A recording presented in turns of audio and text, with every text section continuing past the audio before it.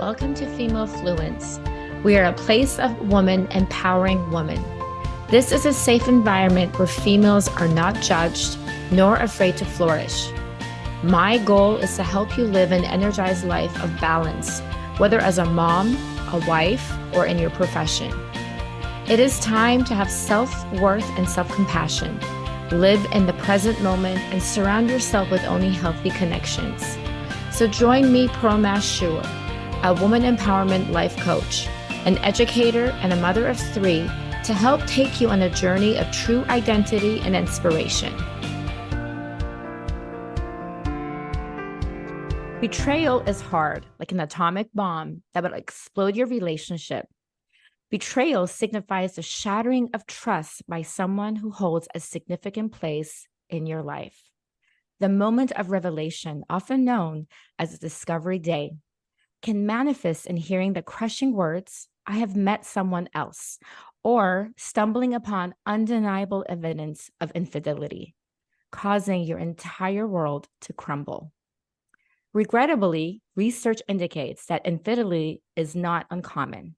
One study published in the Journal of Marriage and Family found that 15% of wives and 25% of husbands reported having engaged in extramarital sex at some point in their marriage.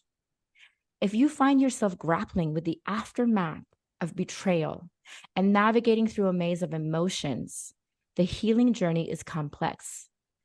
Whether your goal is to move forward independently or salvage the relationship, coping with betrayal involves several steps. Defining betrayal within the context of your relationship is vital, as the perception of betrayal can vary from person to person. It's recommended to establish clear definitions with your partner early in the relationship to foster understanding of all these definitions. There are many reasons that you will be upset at a person who betrayed you. However, is this sense that you are not valued is the hardest part. That may be the heart of your emotional reaction. Betrayal by people you care about hurts because it destroys your self-esteem. Today's guest, Vanessa Cardenas, will teach us how to handle all the emotions and pain of betrayal.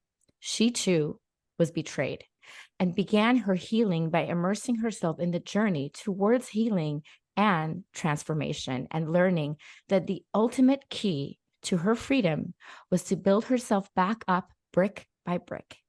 Vanessa's own personal experience with betrayal began when she too was blindsided by her husband's admission that he had met someone else. This has given her a unique understanding and empathy for her clients' struggles, making her an invaluable resource for those seeking healing and recovery. Thank you, Vanessa. Welcome to Female Fluence. I'm so honored to have you on my show today. Thank you for the opportunity to share all of this wisdom that has been bestowed upon me, that I have spent years getting in depth with. And nobody studies to be a betrayal recovery specialist unless you've gone through it. And oh, yes, as your introduction indicated, yeah, I heard 3 words from my husband that I never, ever thought I would hear. I've met someone. And my whole world shattered. It just shattered in an instant. Here I was. I had a degree in psychology. I was a C-suite executive. I was a mother of 2. I had the house in the suburbs, and the white picket fence, and the 2 cars, and the money in the bank. And I thought I was inoculated from anything terrible happening to me. And How here long I were you how long were you married? And did you have kids by then, or? Oh, yes. No, we were deep into our relationship. We had met in junior high school. Oh, wow. Yes. So we had known each other for quite a while. And then we were married, and the day of discovery, the day when he disclosed this to me, was we were already married over 25 years. And I thought I had the epic love story. I was almost naive to it. But How would you describe your marriage though? Like, was there any like hints, or were you having any problems, or everything was just fine? everything everything was, I mean, I'm marriage gonna, has problems always, but that's of part of the course. relationship, right? Yes, absolutely. In my particular instance, we had our ups and downs and this and that, but nothing out of the ordinary and nothing came to light. I didn't see any kind of change or anything. And I consider myself fortunate now that I have gone through all of this research and all of this opportunity to talk to other people. I actually consider myself fortunate because my husband came to me. I didn't discover it. He told me. And the reason, again, through therapy and everything else, the reason that he told me was for me to pay attention to our relationship. It was his way of saying, listen, someone else is paying attention to me. Something else is going on. I need you to pay attention. I want to repair our marriage so that I can stay in this marriage. And I'm grateful for that. I'm grateful for that opportunity that he disclosed that to me because other women don't have that. They Yeah. really don't. They find out kind of by chance. A lot of them find out either A, by others stumbling across it because it's Yes. on some sort of social media or something of that nature, or the other woman confronts them. Or the worst for me, I find, and I've heard this quite often, is that they find out in their GYN appointment. They go Oh to their gosh. GYN appointment, I can't even imagine. standard protocol. It's standard protocol that every couple of years you get STD tested. It's standard. And, for those of us that have been married over 2 decades, we don't think anything of it. And I've heard from so many women who are like, I go in and, the doctor comes in with a chart and says, I'm sorry to tell you, you have chlamydia. And it's like, whoa, whoa, whoa, that's Mm. not my chart, And then it's like, no, this is your chart. And then they get defensive. Wait a second. No, no, no, no. I've been faithful. What are you talking about? Because they feel judged. Of course. And then they realize, oh my gosh, now I know what you're telling me. And they leave that office shell shocked and don't know what to do. And it's Yeah. so overwhelming. The flood of emotion that comes in is like nothing you've ever experienced. The anger, the rage, the sadness, and you want to do one of two things. The first thing you want to do is like Kelly Clarkson said, or one of the other singers, you want to take a Louisville Slugger to both headlights and you want to keep his car and you just want Yeah. or you want to turtle. You want to just, I, I don't see anything. I don't hear anything. Yeah. I don't want to experience this. This isn't true. This isn't possible. This can't be happening. And it's exhausting and it's overwhelming. And your heart just feels like somebody just reached in and just Pull ripped it it. out. Yeah. It's the most gut-wrenching experience. And it is a sort of death. It is. It is. And I'm not diminishing those that have lost somebody close to them Yeah, and that's what I was going lost. to say because you mentioned a lot of grieving, right? And the whole process of experiencing when a spousal cheats. And I wanted you to, if you could just kind of elaborate on that, because it's not an official death, but it is in some ways, if you can explain further. Yes. It's definitely a death of the existing relationship. Yes. There's no going back. The hard truth is your relationship will never be the same. It just won't. It just won't. It's the hard truth. And once you can accept that truth, you can move on. The relationship can get better. It truly, truly can. Takes a lot of work. It's kind of like when you're first dating and you're doing all the right things and you're really into how you look, the other person's really into how they look, and you plan things and you really give effort. After betrayal, you need to give effort, both sides. The betrayer who betrayed, he needs to give a lot of work. There's a lot of work on his end. Your work is not related to him. It's Right. related to yourself because you will completely fall apart. You will. It's to be expected. And it's okay. It's okay. So the person that you loved the most, that you gave your heart to, and you handed the most precious thing, to them, they destroyed it. And now you have to work on yourself. You have to have your own sense of self. You need your self-love and your self-trust. You need to trust yourself again, because you will spend so much time ruminating and going over and over again. What did I see? What didn't I see? What did I see? What did I ignore? And you run through this whole Over. scenario over and over and over again. And then you have this, what I refer to, this nasty chick voice on your shoulder. And she's with you and she is just beating you down. She's letting you know, oh, you missed it. Oh, you didn't see that. Look what he did. And you will drive Yeah, yourself. all that playback. Like when he said he was coming home late, he had a meeting. Did he really have a meeting? Or on and on. I mean, that can drive someone crazy, right? Yeah. Right out of the gate. Yes, absolutely. And you beat yourself up for it. And then you take it on. I wasn't. I wasn't enough. Oh, that's a big one. So Vanessa, let me ask you this: in your situation, when your husband, so what kind of a betrayal did was it? I mean, I have to, if you don't mind, get a little intimate. Was it an actual a sexual relationship? Was it more emotional that he had started with another female? Was it, what kind of a relationship was it? Because we're going to talk about that next, about how there's different definitions of cheating and betrayal, and sometimes people think, oh, well, I'm really good friends and I met online and it's not a big deal. Why are you getting upset? But it would bother me if my husband was talking, to some random person or texting someone like all day long, but that's all they were doing. But it was not one of his friends, a girlfriend. I would consider that a betrayal. Mhm.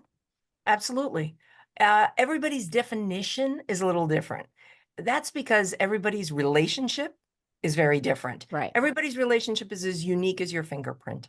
It truly, truly is. So we do need to take a step back, meaning that most times when you have any kind of disclosure or you find anything, yes, that's discovery day, but unfortunately, it's not the only one. Mm-hmm. Most times, I'm going to say probably 85% of the time, that's not the only thing that needs to come out. There is more what I refer to as trickle truth. It comes out in little itty bitty pieces, because when you confront your husband, we'll say in this case, or in my case, my husband discloses to me, he's disclosing an aspect of it that he wants to kind of feel me out and see my reaction to it. In my particular case, because I was completely blindsided, I turned into a Karen 100 times over. I completely lost my mind and Right. I just raged on him. And what did that cause him to do? Turtle in, become defensive, and decided that he wasn't going to disclose anything more because he saw my reaction to this. Oh, he wasn't going to let me know about the other stuff. And that's when I started to discover the little things here and there. And in my particular case, it started online. It started with, commenting on other women and what they look like and, this dress or that dress. Something very innocent, but then it turned into something a little bit more and a Mm-hmm. little bit more. And it got to the point where he's disclosing to me that he's met someone, because it's already gone past the point of, he's like, whoa, whoa, whoa. Now he's putting the brakes on it. He's like, well, I've now absolutely crossed the line. I know that I've crossed the line, Right. because again, we were married for so long. In our vows, it didn't say, do not look at online, other women online, do not comment on other women online. The little nuances that are now in our lives, we didn't have back then. So they weren't part of our vows. So when I screamed at him that he broke our vows, he was like, well, wait a second. No, I didn't. And he was right to say that, because if I was so adamant about the vows that we made, he's like, no, no, I didn't. And he was right. But again, now, because that relationship completely done, it's dead, it's gone. Now we have a new relationship, and I refer to it as a responsible Mhm. relationship. There's a responsibility that is in there that we need to adhere to. So in my particular case, and again, unique as a fingerprint, Right, of I course. had the situation where it started innocently enough, but then it starts to escalate because online, you can be anybody online. You can take on a whole different You know, persona. I just feel like online is not helping a lot of relationships. First of all, it's like everyone's focus um can just they get obsessed. They're watching, and then it's so easy to make new connections, make new friends, and then you can just have a fantasy world, exactly like you're saying, be someone else. You know, you have a stressful job, you have children, you have all these things going on at home, but online you can be this other complete human being with a secret life. And Absolutely. it's really scary. So if you can actually kind of go through, like, as far as the different ways and give the definitions from infidelity to cheating to cyber infidelity, all the different ways that we don't really, just like you're saying, everyone's relationship is different. One person might not really think that's cheating. If you can kind of elaborate on that for our listeners. Great question. Yes, you're right. Certain things bother certain people. Some might be okay with, yeah, you want to chat online, go ahead. Go ahead. As long as you're not making physical contact with somebody else, then that's fine. Again, everybody is different and people feel it differently. Some people have open relationships where they're like, listen, if you want to be with someone else, as long as you're only with them once and it's, it's just a physical thing and that's it. There's no emotion to it, then okay, fine. Again, as long as both parties are fully Agree to it. aware of the Right. parameters and are fully consensual about them, not one person talking the other person into this is how our relationship is going to be. No, it's decided amongst both, then yes, we can move forward. So there are definitely different types of cheating, different types of that betrayal. So we definitely have infidelity right out of the gate. And that's a sexual or a romantic relationship outside of your committed relationship. Then there's cheating. Cheating just violates trust. It's broad spectrum. And it could be emotional. I feel really good talking to this person about something I wouldn't talk to you about. Mhm. And that can become a very big connection because while we're in this social media realm designed to make us more social, it actually makes us more lonely. It So truly, true. So true. yes. It's an oxymoron Yep. almost. And then there's physical. Physical is absolutely changing bodily fluids, whether that's kissing, sex itself, oral, any kind of, physical touch. Yes, absolutely. Then there's cyber. Cyber came into play with OnlyFans and Pornhub and that nature. And that can be viewed as sexual, even though there's no physical contact.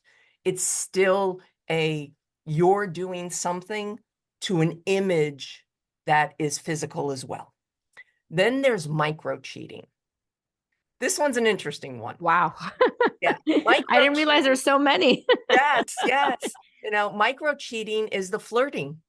The waitress comes over Oh, and she right, pretty much right. ignores you and is just all into your husband, and the little bit of the chest, wiggle and whatnot. And I understand that, what she's doing is trying to get a bigger tip, but does it work? Yeah, absolutely. And then Right. sometimes we as wives be like, I'm thirsty too. I Yeah. need some water. I'm I'm here. choking over here. Exactly. I mean, that's why the barber shops, now you see them, they have all the women and, they're barely dressed and the fingers in their hair Yes. and the massage and the sports and everything else. They're catering and also just playing into that role. So there's the micro cheating aspect of it. It's the flirting. It's no physical contact or anything like that, but it's just the flirting, the innuendos and things of that nature. Then we have the breach of trust. And that could be anything. That could be having a separate account for your finances, that, you know, you have a joint account and then suddenly you have an account off to the side, just a side account, Mm-hmm. thing that your partner doesn't know about. Yeah, that's a breach of trust. Right. Then there's a breach of faith. And that goes back to the vows. You know, if you're a very religious person and you have certain standards that you anticipate and your partner doesn't live up to those standards or breaks those standards, that could be a form of betrayal as well. Then there's adultery, which is just flat out sex, just right then and there. Then there's just unfaithfulness. Just you have what you think are parameters in your marriage, and you've set them out, and he strays in any manner, shape, or form. And then there's abandonment. And this one's a really hard one. Sometimes women don't see it. They Mm-hmm. don't recognize it, that they've actually just been abandoned. That's their husband just working all the time. And I'm saying working, not any of the other things that we covered, but just so involved in his work or his company or what he's doing that he neglects. Mm-hmm. And that's another one. So abandonment and neglect, those are really, really big as well. But we're putting the word betrayal as just an umbrella Right. over it. Again, if we can have responsible relationships, we're ahead of the game. Yes. Yes, very, Yeah. very much so. That's So, Thank you so much for going over, defining, and teaching us all about those different definitions. Now, how about gaslighting? I mean, I've talked about this in a different, briefly in another episode before, but can you define what it is and kind of give us examples? Like, how can we recognize signs of that happening in, in our relationship?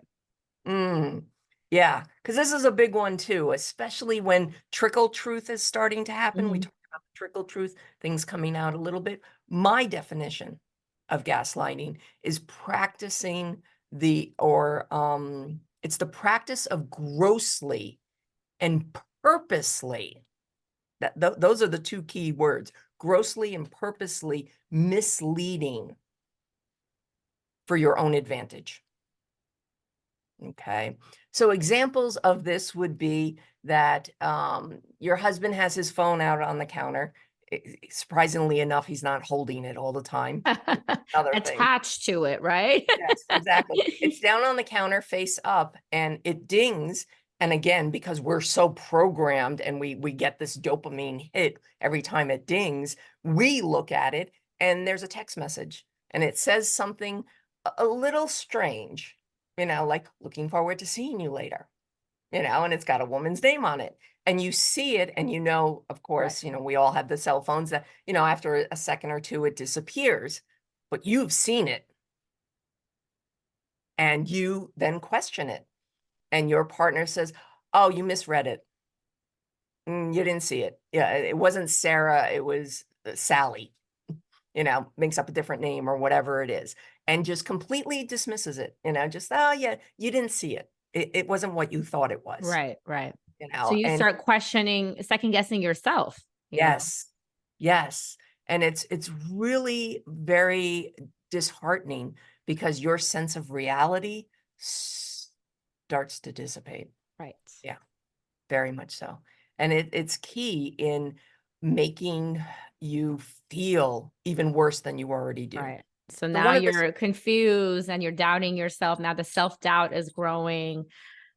Um, yeah, that's challenging. But and I've seen that too, that a lot of, because I did another episode on like a narcissistic spouse, and this is a technique that they use all the time to kind of control, manipulate, and confuse you.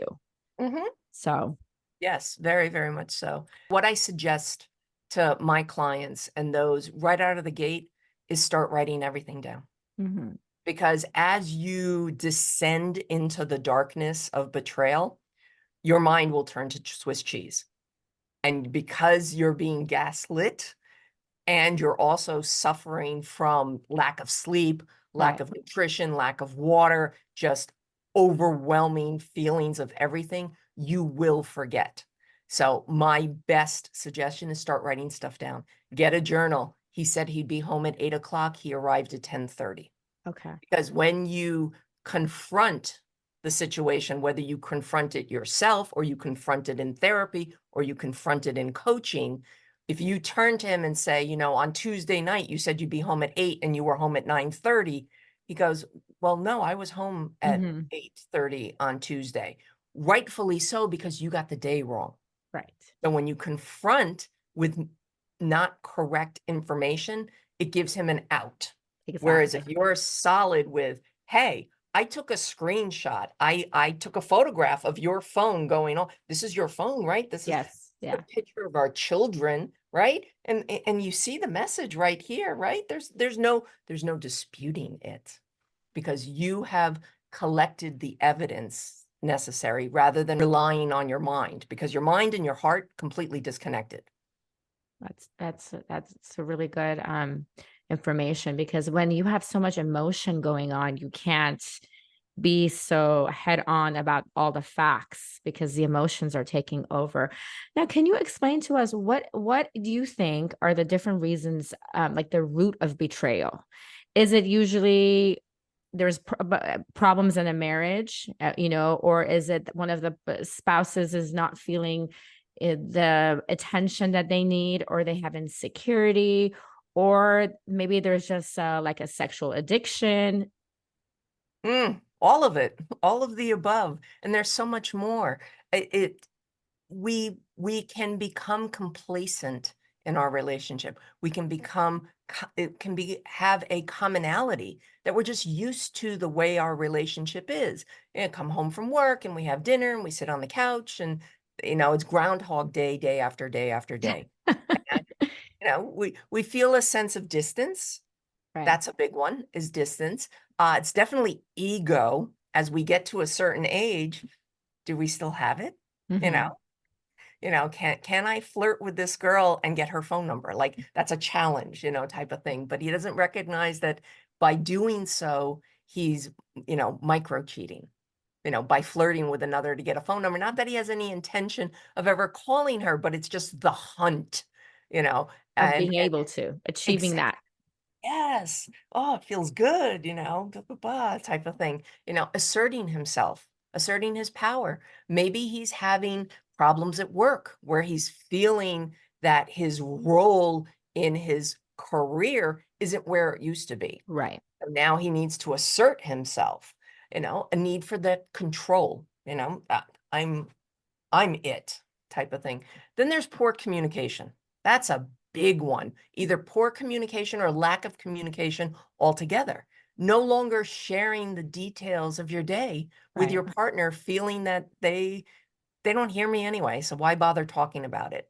There's a sense of new rules. This is really big when couples become parents, because suddenly there's all these nuances, there's these new Yes. rules, and there's new parameters and expectations. And suddenly that can become very stifling. It's like, whoa, hold on a second.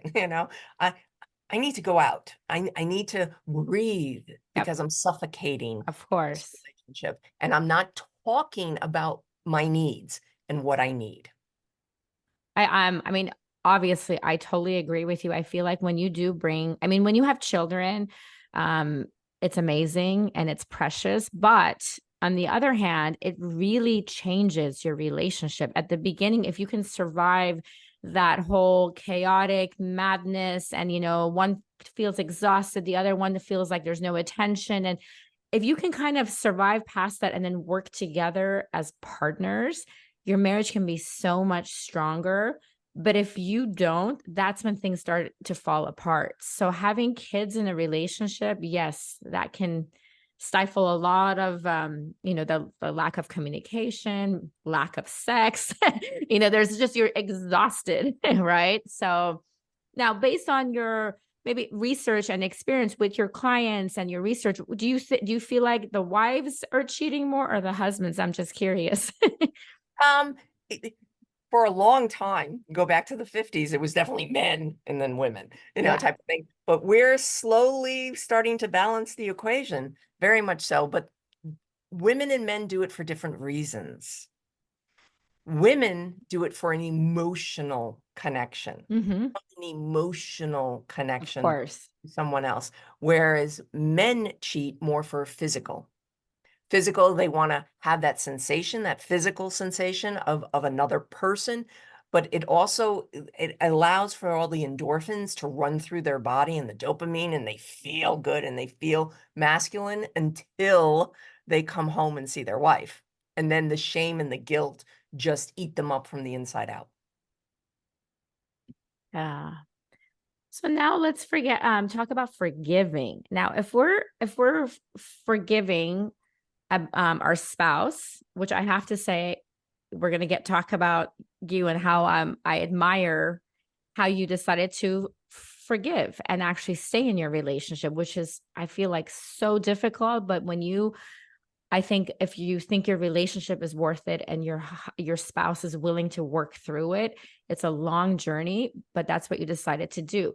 Um, if we're forgiving, are we really forgetting about what happened or excusing our spouse's behavior, or what are the steps in order to be able to actually forgive? Are we forgiving or forgetting? Do you Mm, understand? Right? we're not doing either, Right. actually. Exactly. Yeah, Okay. we're not doing either. Forgiveness right out of the gate, really tough. If your goal is I'm 3 weeks from discovering and I want to forgive, it's not going to happen. No You way. you have to go through all of the emotions that you're going to go through. And if you stifle yourself, you're just going to drown. You're absolutely going to drown. And forgiveness, you can't even begin to forgive the situation or forgive your spouse until you forgive yourself. You have to forgive yourself, because again, and we talked about the nasty chick voice and everything else, you are holding all of these emotions in your body. Your body's becoming the coffin for all of this, and you are becoming dead from the inside out. You have to forgive yourself first. And that's a really long, hard journey. And for me, it was sometimes you'll read a book and sometimes you'll hear a course or you'll hear a podcast, and the guest will say something that's so profound to you. Mm-hmm. I had that epiphany. I had that moment when someone said brilliantly, though the betrayal was done to you, it wasn't about you. Wow. And I felt a weight off my shoulders when I embraced that. Had you told me that 3 weeks in, I would have been like, yeah, no, it's so about me. I did that. There was something I did or didn't do that caused this, and I went into a pity party for Of course. myself. And it wasn't until I stepped out and I had this moment where somebody brilliant said this, and I had that release off my shoulders of, wait a second, I don't control my husband's Exactly. actions. I don't control his behavior. He's an adult. These were his actions. His responsibility had nothing to do with me. Nothing to do with me. And that was my moment of stepping out of the darkness and realizing, you know what? Yeah, I am going to completely transform. I am going to suddenly become myself rather than a version of who I think I'm supposed to be to everybody around me. Because especially as women, we are everything to everyone else, and we neglect ourselves. And I did that to myself. Again, I consider myself a smart woman. I had a psychology degree and I thought I could do this alone. Oh, I can go through recovery by myself. And I, in essence, wasted 6 months by not searching out help, not realizing that, yes, I could get a nightstand full of books and whatnot, but unless I spoke to someone Mm-hmm. else or I was involved in a support group, if I knew that there were other people that felt the way I felt, that I wasn't alone in this agony, in this darkness, oh, I feel like I would have emerged much sooner. But it was a lesson that I Yeah. had to go You through. had to go through it yourself. Yeah. I mean, the sentence that you said earlier about realizing that it's not, the blame is not on you. That is, I mean, I literally got goosebumps because that is such a profound statement. It's really true because the first thing I think we would do is like, oh, was I too grumpy? Was I not listening to him? Did we not have enough intimacy? And you just go through and you start believing. But if any of those things were happening as in a equal loving relationship, one needs to come and communicate and say, listen, you're not paying attention to me, or we're not spending time together, instead of going about and cheating. So that has nothing to do with you. Um, Now, can you tell us how, I mean, I guess we kind of addressed it a little bit, but how this situation of, your intimate partner betrayal affects your self-esteem and your self-worth? Because that has a lot to do with it, right? Especially initially, because you just think, oh, they've devalued you and your relationship and your marriage and all the years that you've dedicated, of your life to him. So, Yeah. Yeah. Your self-esteem takes a massive hit. The first couple of weeks, I was putting pillowcases over the mirrors in my house, much to the horror of everybody there, because I couldn't look at myself in the mirror. I was so self-critical of myself and my hands. There was something about my hands that did it for me, that I just kept looking at them. I'm like, they look so old. I look so old. Oh my gosh, I'm getting so old. And I beat myself up. And it was a moment that I had where I used to have hair down to the middle of my back, salt and pepper with bangs. And I grabbed a hold of it because I had had it for 20 years, grabbed a hold of it, pulled it to one side, and snipped it right off. Just like that. I had to control something. something. I had to control something about me. And I needed that. I needed that sense of control, and I'm here and I'm present and I'm still viable and I'm Mhm. still valuable.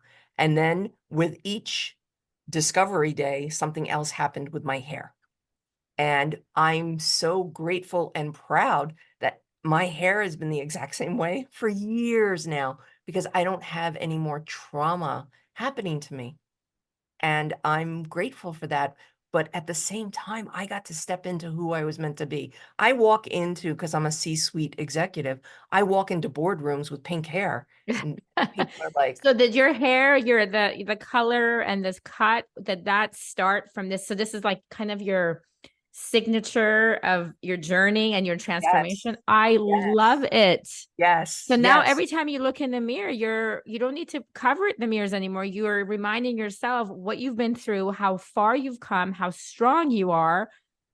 That is a constant reminder.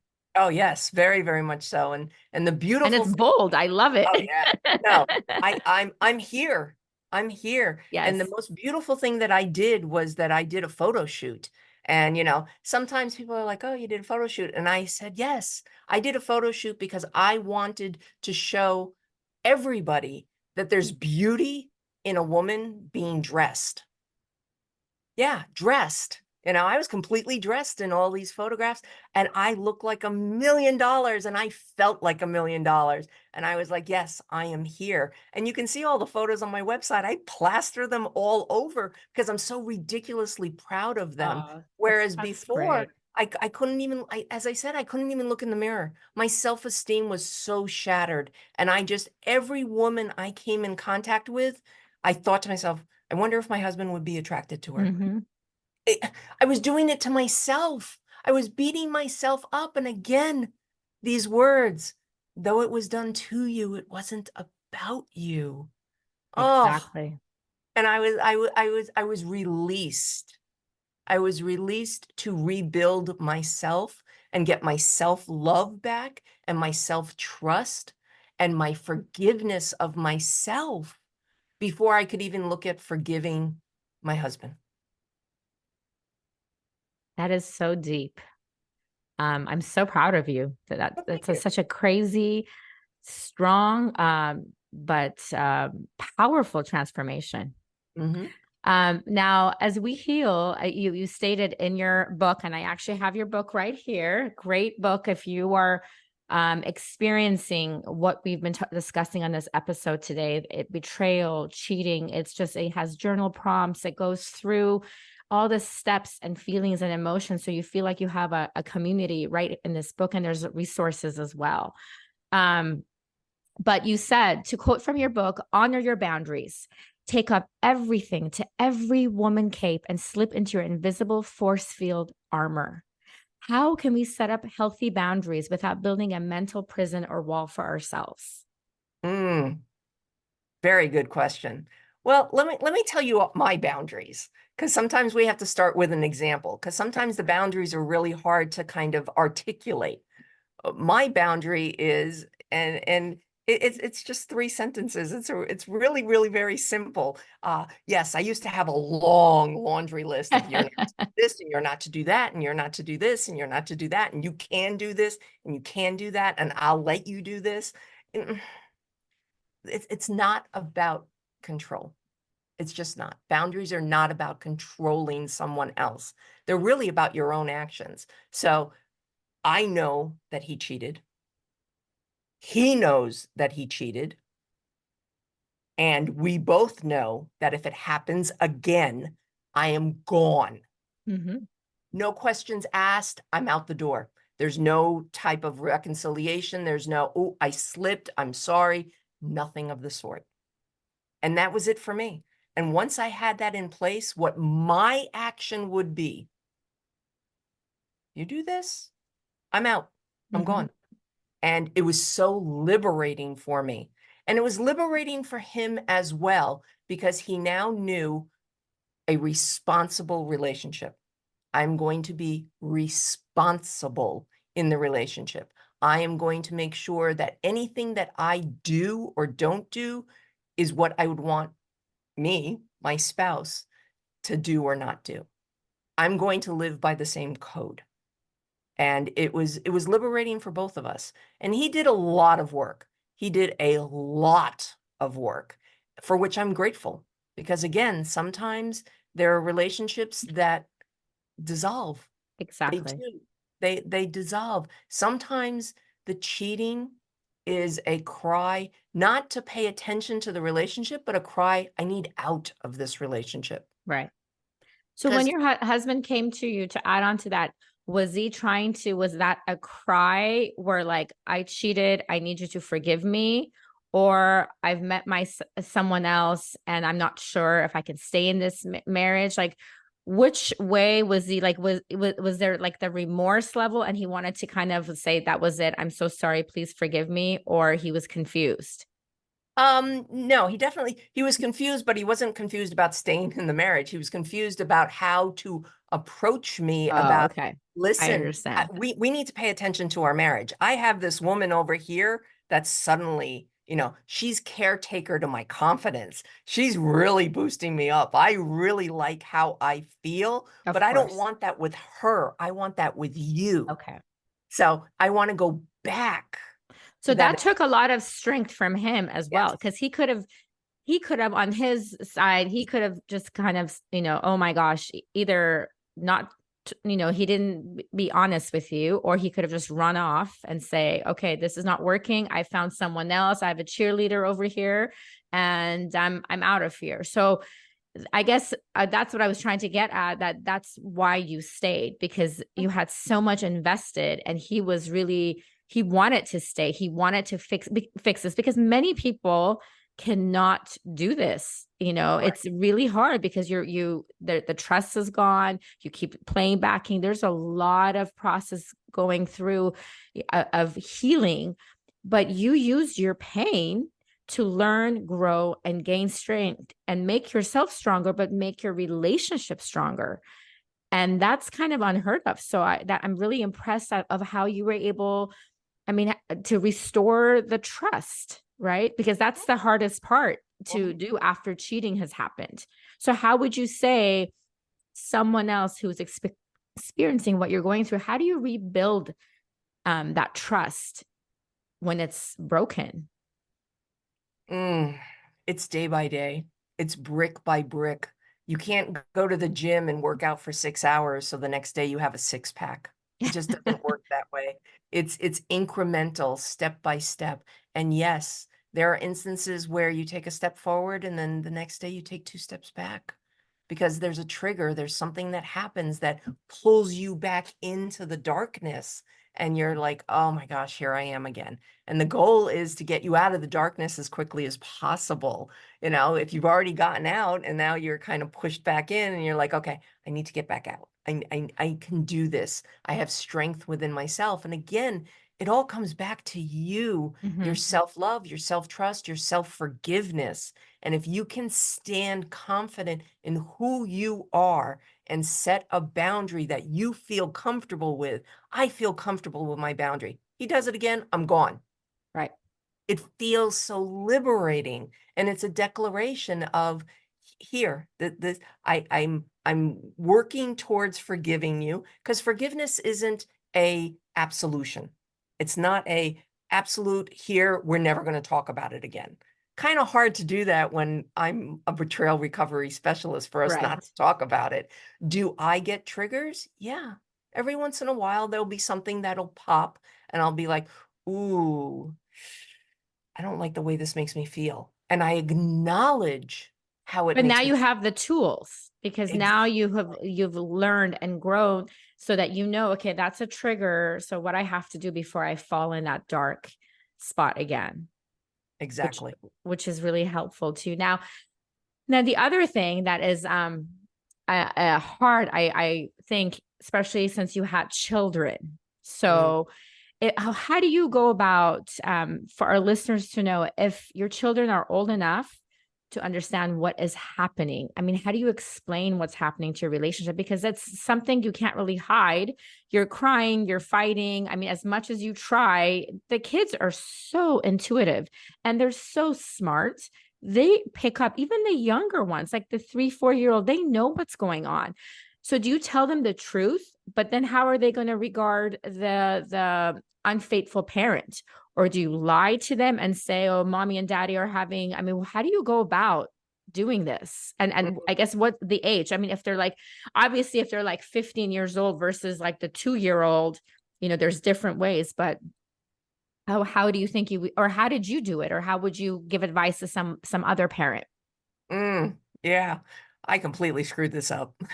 Oh, this was terrible for us because, yeah, my husband tells me, I've met somebody and I completely lost my mind. And, we come home and my daughter's home and my daughter is 15, 16 at the time. And I'm like, tell her Oh, what you did. oh Like gosh. And I that's such a bad age too, as it Yes, is. absolutely. It's so, and I have to give my husband a lot of credit. I do, because he acknowledged, I did something completely inappropriate. I did something that I'm ashamed of. I did something to really hurt your mother, and that's why she's crying and that's why she's feeling this way. But I want to let you know I'm making a commitment that I will do whatever it takes. He pretty much said the same thing to her that he said to me. I'm going to do whatever I can to make this right. And I will be a better man. I will be a better father. I will be a better husband. And I promise you that. And he made that commitment to my daughter. And my husband and I kind of made a commitment right out of the aftermath of all of this, was that we were not going to allow our children to be either one of our therapists, that we Mhm. weren't going to unleash or dump on them what we were feeling that day. We would communicate with them, I'm having a really bad day. I'm having a really bad moment. I need like a half hour to myself. Has nothing to do with you. Has nothing to do with you. And that's the most important thing to tell your children, regardless Over of and over their age. again. Yeah, right. Regardless of their age. Mommy and daddy still love you. Mommy and daddy still love you. As in everything in life, you can always bring in real world examples for them to understand it, that, we're having problems, we're working through it. There'll be tears, sometimes there will be anger, but that doesn't mean that we love you any less. And that's why it's so important to come to a consensus and a place of, are you going to stay or are you going to go? And that's really hard to decide when you don't have clarity. You Right. need clarity to make those decisions, because if you constantly bounce back and forth, you're driving not only yourself crazy, you're The driving your kids children. crazy. Your Right. kids are suffering as well. And it's just about being, I advocate to be honest with your kids to a degree. You don't need to get into the nitty gritty of everything. You can leave it somewhat generic of we're having problems.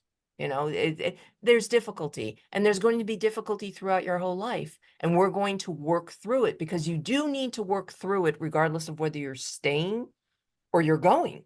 Mhm. Doesn't matter. Now, how are your kids' relationship with your husband? Because I've heard different stories where something like this happens, and um that the child decides like, oh, I'm just not going to have a relationship with my father or my mother. Like, I just can't. I don't respect them anymore, because that's another whole healing process right there that needs to happen. Did they seek counseling or? Mm, lots of great questions. So that was my daughter. My son, on the other hand, who was older, he ghosted his father for about 6 months. Mhm. Didn't even see him, looked right through him, completely was protective of me. But again, both my children saw the efforts that my husband made. He was very transparent. Go to work, come home. Go to work, come home. If he needed to make a stop, he let us know, like in group text. I'm stopping at the supermarket. Does anybody need anything? Very transparent. And he was very humble in saying, I did something to hurt your mother. I did something that is unexcusable, and I want to make it better. And he did that every single day. And yes, at times both my children pushed back on him very angrily, and he took it. He just took it. He's like, Mm. I know that you're hurt, and I am doing everything I possibly can. And please tell me what I need to do. What do I need to do for you? Because not only did I do this to your mother, I did this to you. And I feel that. What would have to happen? What would have to happen as I earn your forgiveness as well? Mhm. And he was humble that way. And I was fortunate, because a lot of my clients, No. oh, they don't have that. They don't have that at all. And it means the world. It really, really does. And now Yeah, we're, I don't think that's very common. So in yeah, this situation, as with everything you've been through, I mean, as far as him really trying and pushing forward and trying to keep a relationship with the children, that's important to him, because sometimes, especially, I feel like it's so much is going on for a man that they just can't. It's like, okay, I'm supposed to fix my relationship with my wife. Now the kids are on my case. It's so much for them that they just say, okay, forget it. I just can't do this anymore. I'm out of here. right. So Yeah, that's a I was unique fortunate. situation.